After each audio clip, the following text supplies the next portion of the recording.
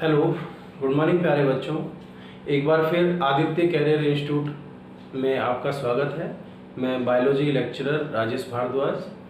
Biology foundation में हम biology की बेसिक चीज़ें पढ़ रहे हैं, जिसमें हम बायोलॉजी के अंतर्गत जो वनस्पति शास्त्र यानी जो बॉटनी है उसके अंदर आने वाली कुछ शाखाओं के बारे में पढ़ चुके हैं और आगे कुछ शाखाओं के बारे में और पढ़ेंगे। ठीक है, तो ये जो शाखाएं हैं ये एक पर्टिकुलर क्षेत्र में पौधों के बारे में जो चीज़ें हैं उनका अध्ययन करना, उनके अध्ययन से संबंधित शाखाएं हैं। और इन शाखाओं में हम उस पौधे के उस क्षेत्र में विशेष रूप से अध्ययन करते हैं। तो ये शाखाएं एक तरह से जीव विज्ञान की शाखाएं भी कहलाती हैं और वनस्पति विज्ञान की शाखाएं भी कहलाती हैं। तो इसी क्रम में आज जो हम शाखाएं पढ़ने वाले हैं, तो हमारा जो टॉपिक चल रहा है वो है वनस्पति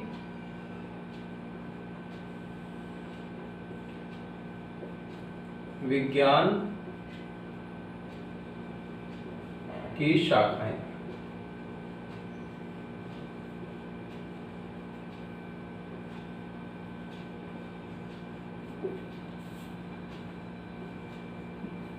तो आज जो शाखा हम पढ़ने वाले हैं, सबसे पहली जो शाखा है वो है ब्रायोलॉजी।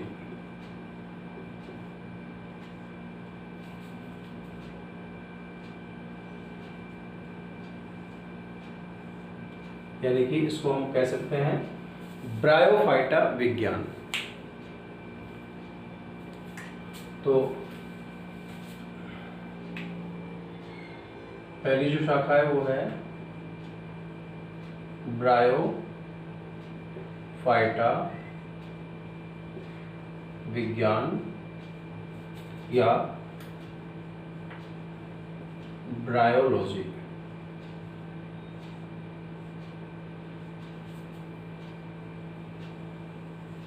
तो जीव विज्ञान की या वनस्पति विज्ञान की वह शाखा जिसमें हम ब्रायोफाइट्स पादपों का अध्ययन करते हैं। ब्रायोफाइट्स का अध्ययन। तो आप सोच रहे हो ब्रायोफाइट्स क्या होते हैं? एक्चुअल में जो पौधे हैं उनका एक क्रम होता है कि सबसे पहले हम निम्न स्तरीय पौधों के बारे में पढ़ते हैं, जिसमें हम शैवाल वगैरह पढ़ते हैं, और शैवालों से जो थोड़ा विकसित प्रकार के पौधे होते हैं वो ब्रायोफाइट्स कहलाते हैं। ब्रायोफाइट्स से जो विकसित होते हैं वो टेरिडोफाइट्स कहलाते हैं, और टेरिडोफाइट्स के आगे अनावृत बीजी और फिर आवृत बीजी पौधों को हम सम्मिलित करते हैं। ठीक है, तो यहाँ पर ये जो ब्रायोफाइट्स है इनका अध्ययन क्या कहलाता है? ब्रायोलॉजी कहलाता है। इसी प्रकार टेरिडोफाइटा विज्ञान यानी टेरिडोलॉजी।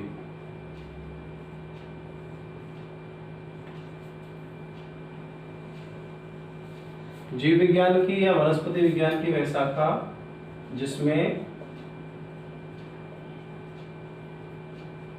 टेरिडोफाइट्स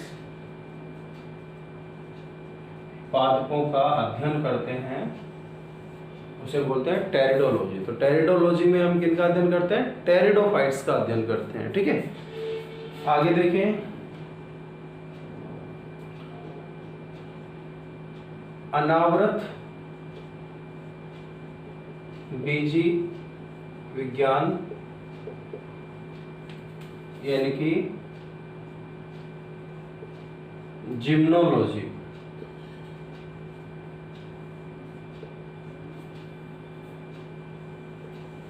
इसमें हम किनका अध्ययन करते हैं? अनावृत बीजी पादपों का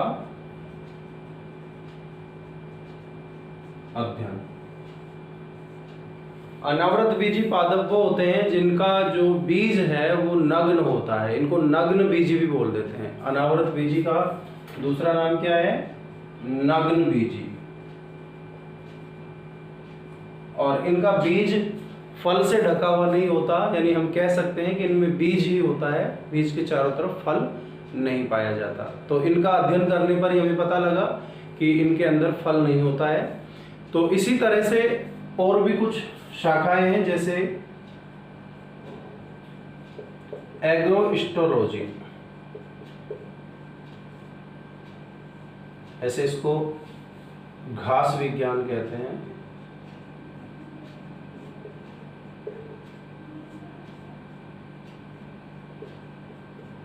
एग्रोस्टोलॉजी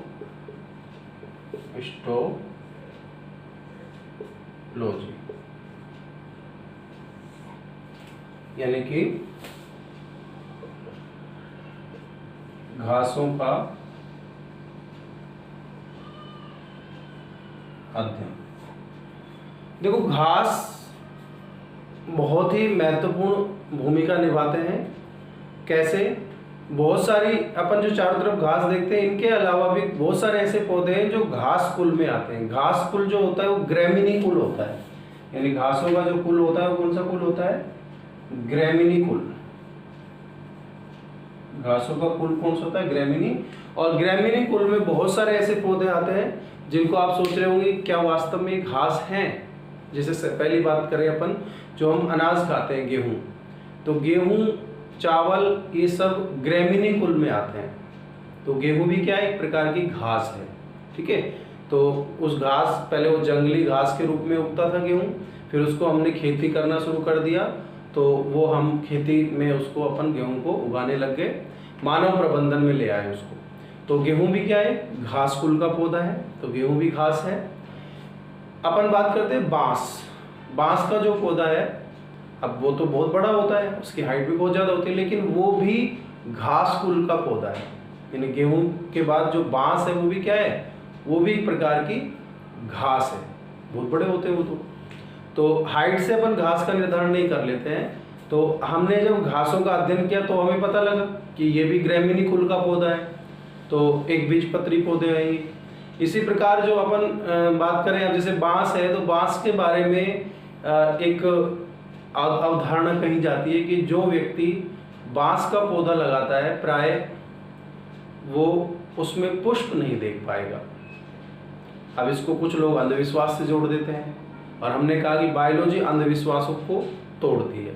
अब बांस के पौधे में पुष्प नहीं देख पाने का कारण क्या है कि वास्तव में बांस जो है ना, उसमें पुष्प आते हैं 70 से 100 साल के बीच में। यानी जब पौधा लगाया उसके 70 से 100 साल के बीच में बांस में पुष्प आएंगे।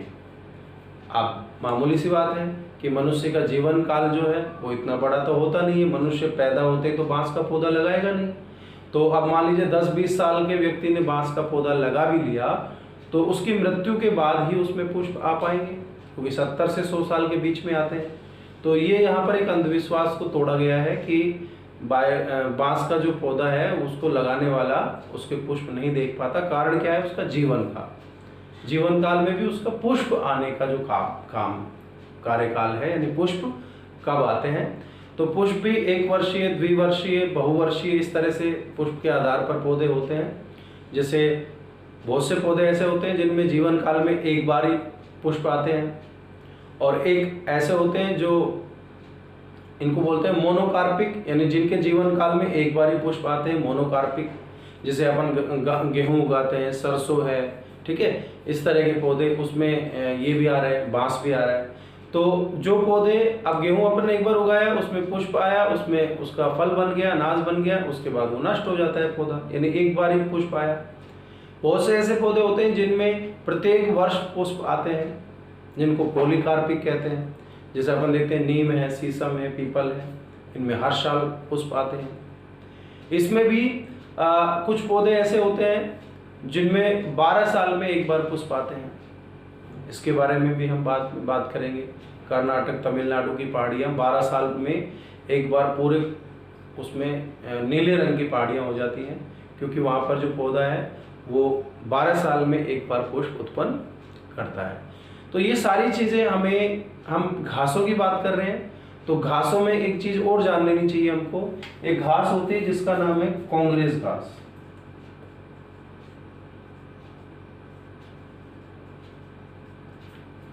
इसको गाजर घास भी बोल देते हैं।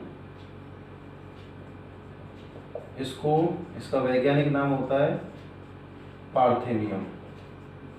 तो पार्थेनियम जो पौधा है, ये पौधा है, कैसा दिखता है ये अभी अपन उसमें देख लेंगे।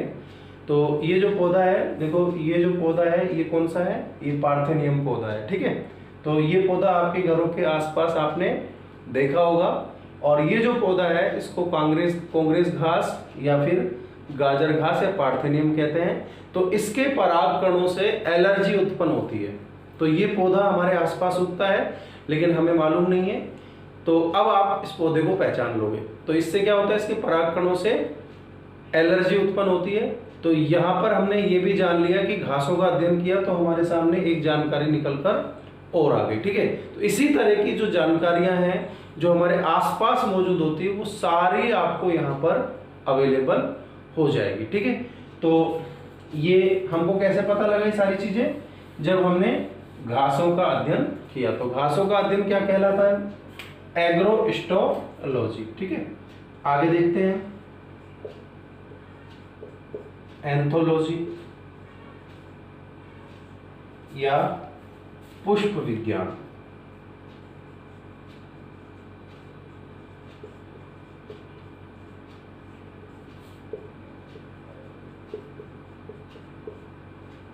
पुष्प विज्ञान या एंथोलॉजी किसका अध्ययन करते हैं, पुष्पों का अध्ययन। तो जीव विज्ञान की या वनस्पति विज्ञान की वह शाखा जिसमें हम पुष्पों का अध्ययन करते हैं उसको क्या बोल रहे हैं अपन, उसको एंथोलॉजी बोलते हैं। पुष्प जो है, पुष्पों के अध्ययन में हम देखते हैं पुष्प का विन्यास कैसा है, पुष्प में पुष्प पत्रों की संख्या कैसी है, वो मकरंद उनमें है या नहीं है, वो परागण में किस प्रकार सहायता कर सकते हैं। तो और भी बहुत सारी चीजें हैं जो पुष्पों के अध्ययन, क्योंकि पुष्पों में ही नर और मादा जननांग होते हैं तो उनका अध्ययन, नर जननांग में नर युग्मक बनते हैं, मादा जननांग में मादा युग्मक। तो ये सारी चीजें हमको पता लगेगी जब हम पुष्पों का अध्ययन करेंगे। तो पुष्पों का अध्ययन हम वनस्पति विज्ञान की किस शाखा में करते हैं, पुष्प विज्ञान या एंथोलॉजी में। पारिस्थितिकी विज्ञान,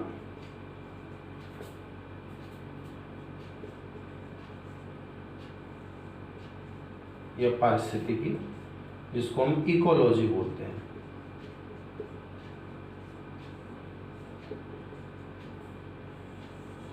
पारिस्थितिकी क्या है, पर्यावरण में जो जैविक और अजैविक दो तरह के घटक पाए जाते हैं। तो जैविक घटकों का अजैविक घटकों से या दोनों घटकों का वातावरण से जो संबंध है उस संबंध के अध्ययन को बोलते हैं इकोलॉजी यानी कि पारिस्थितिकी, ठीक है। तो इसको हम इस तरह से भी लिख सकते हैं, जीवों का वातावरण से संबंध का अध्ययन, जीवों का वातावरण से संबंध का अध्ययन, यानी जीवों का वातावरण से क्या संबंध है। जीवों में जंतु भी आते हैं, पौधे भी आते हैं। वातावरण में जो अजैविक घटक हैं जैसे प्रकाश है, वायु है, जल है, मृदा है, तो तापक्रम है, तो इनका जीवों पर क्या प्रभाव पड़ता है, कैसे ये जीवों को प्रभावित करते हैं, इन सारी चीजों का जो अध्ययन है वो कहलाता है पारिस्थितिकी या इकोलॉजी। तो इकोलॉजी यानी कि जीवों का वातावरण के साथ संबंधों का अध्ययन, ठीक है। तो यह हमने देखा कि इकोलॉजी यानी कि जीवों का वातावरण से संबंधों का अध्ययन, ठीक है। पुष्प विज्ञान या एंथोलॉजी मतलब पुष्पों का अध्ययन। घास विज्ञान या एग्रोस्टोलॉजी, घासों का अध्ययन। अनावृत बीजी विज्ञान या जिम्नोलॉजी, अनावृत बीजी या नग्न बीजी पौधों का अध्ययन। टेरिडोफाइटा विज्ञान यानी टेरिडोलॉजी, टेरिडोफाइट्स का अध्ययन। ब्रायोफाइटा विज्ञान या ब्रायोलॉजी, ब्रायोफाइट्स का अध्ययन, ठीक है। इसी क्रम में हम आगे देखते हैं इसके बाद है वर्गीकी। वर्गीकी यानी टैक्सोनॉमी।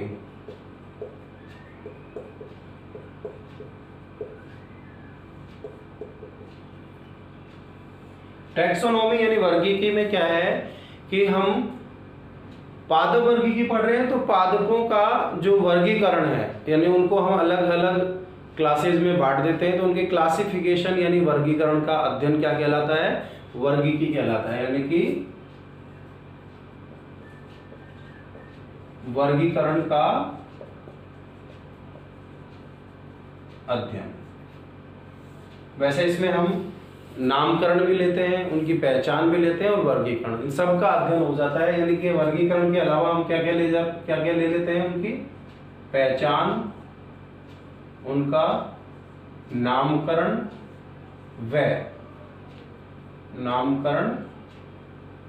व वर्गीकरण का अध्ययन, ये सारी चीजें हम करते हैं वर्गीकी में। ठीक है, आगे देखते हैं डेंड्रोक्रोनोलॉजी।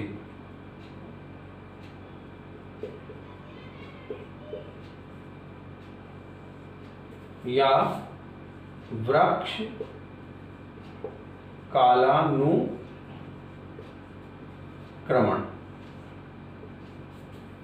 तो डेंड्रोक्रोनोलॉजी या वृक्ष कालानुक्रमण का मतलब होता है वृक्षों की आयु के निर्धारण का अध्ययन। यानी हम देखते हैं कि जो पौधे के तने में वलय पाए जाते हैं, वार्षिक वलय कहलाते हैं, जिसमें एक वलय तो शरद ऋतु में बनता है और एक वलय ग्रीष्म ऋतु में बनता है। तो शरद काष्ठ और बसंत काष्ठ कहते हैं उनको। तो इनके संख्या को गिनकर हम पौधे की आयु का पता लगा सकते हैं, जिसे वृक्ष कालानुक्रमण या डेंड्रोक्रोनोलॉजी कहते हैं। इसके बाद डेंड्रोलॉजी।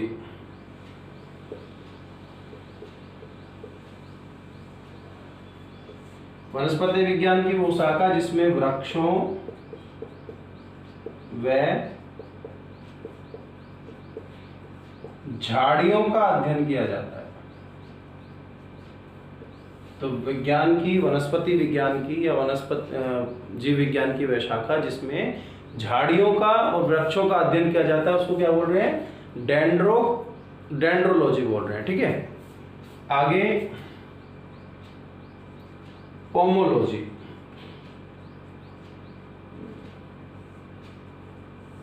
पोमोलॉजी को हम फल विज्ञान भी बोल देते हैं। यानी कि वनस्पति विज्ञान की वह शाखा जिसमें फलों का अध्ययन किया जाता है। किसका अध्ययन कर रहे हैं? फलों का अध्ययन कर रहे हैं, उसे कहते हैं पोमोलॉजी। फलों के अध्ययन में हमें पता लगेगा कि फल जो है उसका खाने योग्य भाग फल भित्ति का कौन सा भाग बनाता है। फल भित्ति में 3 प्रकार की भित्तियां होती हैं। सबसे बाहर एपिकार्प, ठीक है, फिर बीच में मीजोकार्प और फिर एंडोकार्प। ठीक है, पेरिकार्प बोलते हैं सबसे बाहर वाली को, और तीनों फल भित्तियों को मिलाकर एपिकार्प अपन कह सकते हैं। ठीक है, तो इनका अध्ययन क्या कहलाता है? पोमोलॉजी कहलाता है। तो ये हमको किससे पता लगेगा? जब हम फलों का अध्ययन करेंगे। ऐसे ही होता है पीडोलॉजी।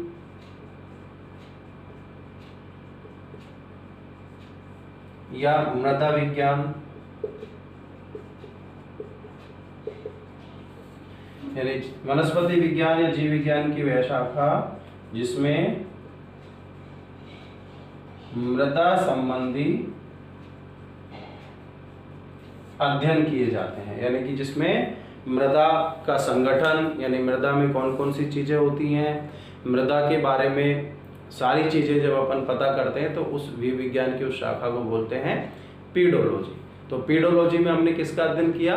मृदा का अध्ययन। ठीक है, तो पीडोलॉजी मृदा विज्ञान यानी मृदा संबंधी अध्ययन, पोमोलॉजी फल विज्ञान यानी फलों का अध्ययन, डेंड्रोलॉजी यानी वृक्षों व झाड़ियों का अध्ययन, डेंड्रोक्रोनोलॉजी वृक्ष कालानुक्रमण यानी वृक्षों की आयु के निर्धारण का अध्ययन। वर्गीकी या टैक्सोनॉमी मतलब पहचान, पौधों की पहचान, नामकरण व वर्गीकरण का अध्ययन। तो इस तरह से हमने देखा कि वनस्पति विज्ञान की जो महत्वपूर्ण शाखाएं हैं वो कुछ शाखाएं और हमने पढ़ी। तो ये शाखाएं हम पढ़ने के बाद हम ये जान लेते हैं कि किसी विशिष्ट क्षेत्र में अगर हम पौधों का अध्ययन करेंगे तो उस जीव विज्ञान की या वनस्पति विज्ञान की शाखा को किस नाम से जाना जाता है। तो प्यारे बच्चों, अपनी पढ़ाई को जारी रखें और पूर्णतः सावधानी बरतें, क्योंकि अभी जो है कोरोना पूरी तरह से समाप्त नहीं हुआ है, अभी उसकी जो दर है वो लगातार बढ़ती जा रही है। तो सावधानी से घर में सुरक्षित रहते हुए अपनी पढ़ाई को जारी रखें। Be safe, stay home.